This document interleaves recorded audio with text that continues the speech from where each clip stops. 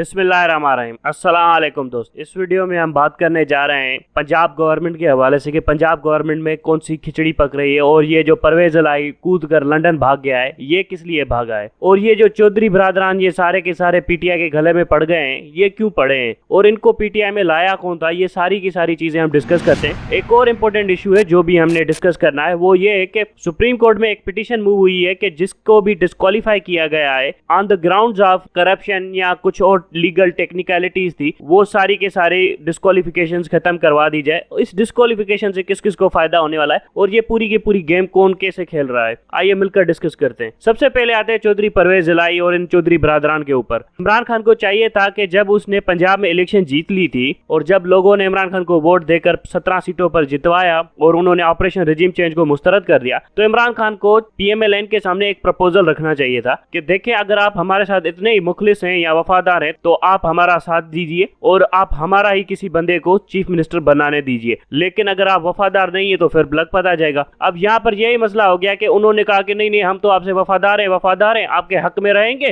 पूरी पब्लिक के सामने ये ढिढोरा पीटा और उसके बाद पीछे से जाकर चीफ मिनिस्टरशिप ले ली। अब जाकर दोनों तरफ फिर से निगोशिएट करने की कोशिश कर रहे हैं। याद रखे जो लालची बंदे होते हैं ना, जो ग्रीडी बंदे होते हैं, उनके आप पेट कभी भी नहीं भरता। इन्होंने पहले कहा था कि हमें कुछ मिनिस्ट्रीज चाहिए, मिनिस्ट्रीज मिली, फिर कहा वफाक में मिनिस्ट्रीज चाहिए, वहां पर मिली, फिर सेनेटरशिप मांगी, फिर वो भी मिली, फिर इन्होंने कहा कि अब हमें चीफ मिनिस्टरशिप चाहिए, चीफ मिनिस्टर भी इमरान खान ने इनको दे दी, लेकिन अब वो चाहते हैं कि और भी बहुत कुछ मिले। अब वो सिर्फ इमरान खान से नहीं, इमरान खान की मुखालिफ जमात है उसके साथ भी मिलकर उसके साथ निगोशिएट करने की कोशिश कर रहे हैं, मतलब कुछ और भी ज्यादा हासिल किया जाए इस्टेब्लिशमेंट के साथ। चीफ मिनिस्टरशिप तो इनके पास है, अब इनको पता है कि पीटीआई चाहकर भी इनके खिलाफ नो कॉन्फिडेंस मोशन नहीं ला सकती, नंबर्स बहुत ज्यादा ट्रिकी हैं पंजाब असेंबली के अंदर। सो अब ये कोशिश कर रहे हैं कि दूसरी तरफ से भी और कुछ ले लिया जाए, मतलब इस्टेब्लिशमेंट से, नवाज शरीफ से और भी कुछ लपेट लिया जाए। चीफ मिनिस्टरशिप तो इन्होंने अपने पास रख ली, हालांकि एक सियासी हिसाब से देखा जाए तो बहुत अच्छा खेल रहे हैं, मगर एक अपॉर्चुनिस्ट पॉलिटिशियंस की उम्र कुछ ज्यादा नहीं होती। इन लोगों की इन्हीं करतूतों की वजह से, जनरल मुशर्रफ का साथ देने की वजह से लोगों ने इनको बाहर फेंक दिया था और इनके साथ कितना बुरा सलूक हुआ था जब नवाज शरीफ वापस आया था। यही करतूतें ये दोबारा करने की कोशिश कर रहे हैं इमरान खान के साथ, और इसके बाद अगली इलेक्शन में ये एक्सपेक्ट कर रहे हैं कि पीटीआई इनके साथ सीट एडजस्टमेंट करे। किस बात की सीट एडजस्टमेंट इनके साथ करे? एक तरफ तो ये चाहते हैं कि पीटीआई वालों के सामने ये बड़े हीरो बनकर फिरे और दूसरी तरफ वो जाकर एस्टेब्लिशमेंट के साथ डीले करें। चौधरी परवेज इलाही लंदन में क्या करने गया है इस वक्त? वो वहां पर नेगोशिएट कर रहा है कि और कुछ मुझे मिल सकता है, चीफ मिनिस्टरशिप तो मैंने लपेट ली है, अब और कुछ भी मुझे मिल जाए। इस तरह के लालची बंदों के साथ आप ये मतलब समझ रहे हैं कि पीटीआई का अलायंस होना चाहिए। बहरहाल इमरान खान को भी उसके किए की सजा मिल रही है, जिस तरह से उसने एस्टेब्लिशमेंट की हाँ में हाँ मिलाई और हर नालायक बंदे को टिकट दी, हर उस आदमी को टिकट दी जिसको एस्टेब्लिशमेंट चाहती थी, जिसको सियासत में वापस लाना चाहती थी। 2018 के इलेक्शन में चौधरी परवेज इलाही ने एक सीट भी नहीं निकालनी थी, नून लीग ने इनका भुरकस निकाल देना था अगर पीटीआई इनका साथ ना देती। फिर भी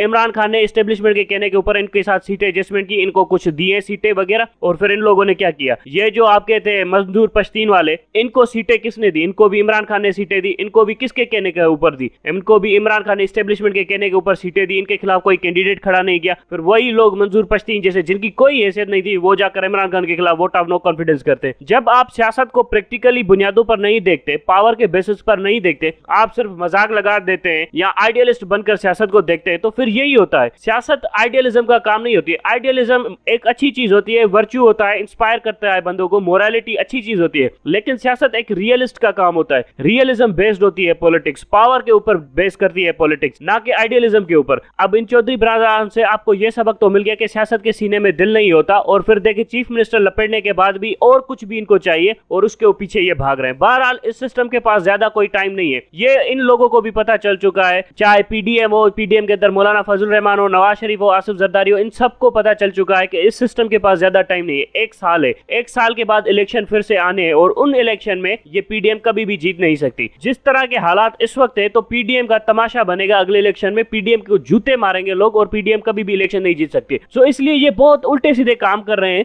और मैं बता दूं आप सबको, इन सब कामों में आर्मी इनका हाथ दे रही है। आर्मी क्यों इनका साथ दे रही है वो तो मैं पहले ही सब कुछ क्लियर कर चुका हूं कि आर्मी अपनी ताकत बढ़ाना चाहती है और वो समझती है कि इमरान खान के आने के बाद इनकी ताकत कम हो जाएगी। सो पीडीएम किस तरह की टेक्निक के थ्रू अपनी ताकत बनाना चाहती है और किस तरह से अगले इलेक्शन को रिक करना चाहती है। सबसे पहला ऑप्शन जो पीडीएम गौर करिए कि इमरान खान को किसी भी तरह से डिस्क्वालीफाई करवा लो, और अगर इमरान खान डिस्क्वालीफाई हो जाए तो किसी तरह से पीडीएम के उन लोगों की डिस्क्वालिफिकेशन खत्म करवा दो बाय एनी मीन्स जिससे इमरान खान को ज्यादा नुकसान पहुंचे। फॉर एग्जाम्पल वो चाहते हैं नवाज शरीफ की डिस्क्वालिफिकेशन खत्म हो जाए, मरियम नवाज की तो डिस्क्वालिफिकेशन वैसे ही खत्म हो चुकी है। उसके बाद वो जहांगीर तरीन की डिस्क्वालिफिकेशन भी खत्म करवाना चाहते हैं ताकि जहांगीर तरीन साउथ में एक नई पार्टी बनाए जो पीडीएम से अलग दिखे और लोगों को कहे कि मैं जहांगीर तरीन हूं, मैं अलग हूं, आप मुझे जाकर वोट दें। मतलब इस तरह से पीटीआई का वोट डिवाइड हो साउथ पंजाब में। फिर दूसरी नेगोशिएशन इनकी चौधरी परवेज इलाही के साथ भी चल रही है कि चौधरी परवेज इलाही आने वाले इलेक्शन में पीटीआई का साथ ना दे और पीटीआई से अलग जाकर खड़े हो ताकि पीटीआई की सीटें और काटी जा सके। और चौथी चीज जो एस्टेब्लिशमेंट कर रही है पीडीएम के साथ मिलकर वो ये है कि कराची के अंदर अल्ताफ हुसैन को खड़ा कर दिया जाए 6 महीनों के अंदर ताकि इमरान खान को और ज्यादा नुकसान हो और बलोचिस्तान वगैरह में भी इमरान खान को डैमेज किया जा सके।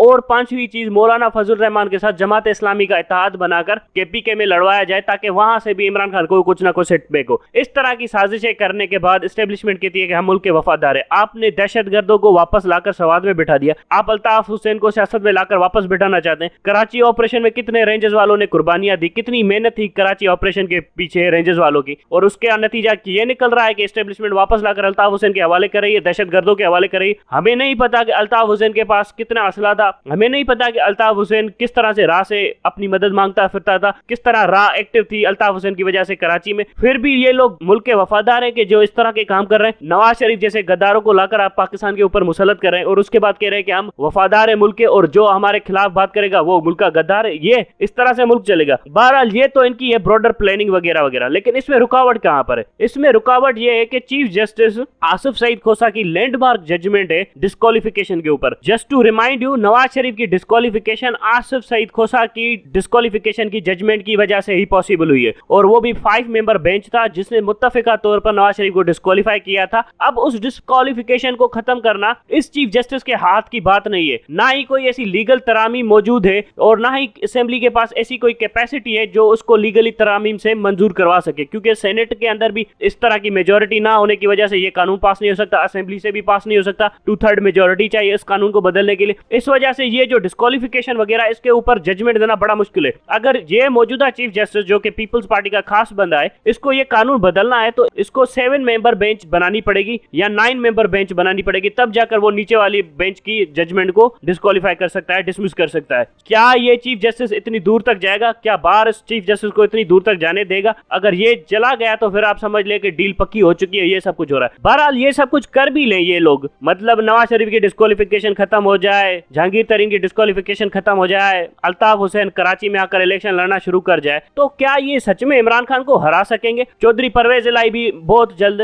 पीटीआई को धोखा देने वाला है पंजाब के अंदर। ये जो माहौल देख रहा हूं ना मैं, सारे के सारे चट्टे बट्टे मतलब जो करप्ट लोग हैं एक ही थाली में जमा होते जा रहे हैं धीरे धीरे पाकिस्तान में। मैं अल्लाह का शुक्र अदा करता हूँ कसम से, मेरी तो दुआएं यही थी कि मतलब है ना कुछ ऐसे लोग थे जो बच गए थे, जो पीटीआई के अंदर घुस गए थे और लोगों को लग रहा था कि ये भी शरीफ लोग हैं, आराम आराम से धीरे धीरे से वो सब के सब वही जाकर खड़े हो रहे करप्ट टोले के साथ, क्योंकि रवायती सियासतदान है ना। फौज भी देखे, मुझे हमेशा दुख होता था कि फौज बड़ी मासूम बनती फिरती है, उसकी इविल आई जो उसका इविल चेहरा है वो लोगों के सामने नहीं आ रहा, लेकिन धीरे धीरे देखे उन्होंने उसको कैसे एडजस्ट किया कि उनका इविल चेहरा दुनिया के सामने आ गया है। इसी तरह से ये परवेज इलाही वाले भी धीरे धीरे वहां पर जाकर खड़े हो जाएंगे। सो एक ही वक्त में ये सारे के सारे करप्ट टोला एक तरफ होगा और अल्हम्दुलिल्लाह इलेक्शन सामने होगी। फिर देखें पाकिस्तानी अवाम वोट से कैसे इनका सफाया कर देते हैं, ये आप देखेंगे इनका ऐसा सफाया होगा कि ये लोग याद रखेंगे। और मैं आपको बता दूं जो नेक्स्ट इलेक्शन होने वाले हैं उसमें पीटीआई बिल्कुल एब्सोल्यूट मेजोरिटी के साथ आएगी और उस इलेक्शन के बाद 3 महीनों के अंदर सेनेट के इलेक्शन होने वाले हैं और उन सेनेट के इलेक्शन में अगर इमरान खान के पास 2 से 3 सूबों के अंदर हुकूमत होगी तो इमरान खान की सेनेट में भी एब्सोल्यूट मेजोरिटी आ जाएगी। उसके बाद इमरान खान के पास पार्लियामेंट में 2/3 मेजोरिटी होगी। पाकिस्तान का कॉन्स्टिट्यूशनल अमेंड करने के लिए भी इमरान खान को 1 मिनट नहीं लगेगा। प्रेसिडेंट ऑफ पाकिस्तान भी इमरान खान का होगा और इसके बाद इन लोगों के पास ये भी मौका नहीं होगा कि ये इस्टेब्लिशमेंट का लाडला है, ये इसको इस्टेब्लिशमेंट लाइए, क्योंकि इस वक्त तो इस्टेब्लिशमेंट के लाडले ये हैं और जब ये लाडले होने के बावजूद भी इलेक्शन हारेंगे तब इनको पता चलेगा कि अब इमरान खान कितना ताकतवर हो गया है। उस वक्त की गवर्नमेंट जिस तरह के फैसले करना चाहे पाकिस्तान के लिए कर लेगी, उसको सामने कोई भी दीवार नहीं होगी। लेकिन अगर उस गवर्नमेंट को गिराना होगा तो उस गवर्नमेंट को सिर्फ एक ही बंदा गिरा सकता है, वो है आर्मी। अगर मार्शल लॉ लगा दे और जुडिशरी उस मार्शल लॉ को अप्रूव करे। और मैं बता दूं अगर नई इमरान खान की जो गवर्नमेंट आएगी जो बहुत ज्यादा ताकतवर होगी, उसको अगर आर्मी ने मार्शल लॉ लगाकर हटाने की कोशिश की तो पाकिस्तान खत्म होगा। ये मैं लिख कर देता हूं कि पाकिस्तान का वजूद बचेगा ही नहीं, क्योंकि हमने पहले भी देखा है मिलिट्री मार्शल लॉ से पाकिस्तान हमेशा कमजोर हुआ है। और इस वक्त भी जो ऑपरेशन रिजीम चेंज आर्मी ने कैरी आउट किया है पाकिस्तान के अंदर। इसके नतीजे में पाकिस्तान की क्या हालत बची है? $25 बिलियन का फॉरेन एक्सचेंज रिजर्व था, उससे जाकर ड्रॉप करके हमारा फॉरेन एक्सचेंज रिजर्व $13 बिलियन है, जिसमें $8 बिलियन हमने डेट दिए ना है दूसरे मुल्कों को, और उसके बाद $6 बिलियन कमर्शियल बैंकों का है। $5 बिलियन हमें और चाहिए ताकि हम अपने मंथली इंपोर्ट्स मंगवा सके एसेंशियल गुड के। तो ये क्या कर दिया है पाकिस्तान ने, और इसकी जिम्मेदारी आर्मी लेना भी नहीं चाहेगी और ना ही लेती है। एक तो पूरा का पूरा फैसला आर्मी का था रिजीम चेंज करवाने का, उसके बाद उसकी जिम्मेवारी भी नहीं ले रहे। और अगर हम पूछे कि इस पूरे के पूरे क्राइसिस की कोई तो जिम्मेदारी ले, इधर उधर की बात करे, अपने ऊपर जिम्मेदारी नहीं लेते। इनको फैसले करने का बड़ा शौक होता है कि हम ये फैसला करें, हम वो फैसला करें, लेकिन उस फैसले के नताइज कॉन्सिक्वेंसेस